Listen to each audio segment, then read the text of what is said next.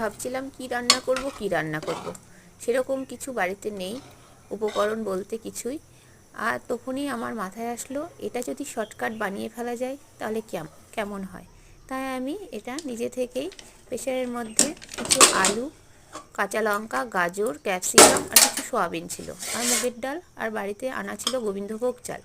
সেগুলো প্রেসারের মধ্যে দিয়ে হালকা পরিমাণে তেল দিয়ে, পরিমাণ মতো লবণ আর সামান্য চিনি আর কিছু কিশমিশ দিয়ে নাড়াচাড়া করে অল্প পরিমাণে জল দিয়ে আমি 2টো সিটি বাজিয়ে নিলাম।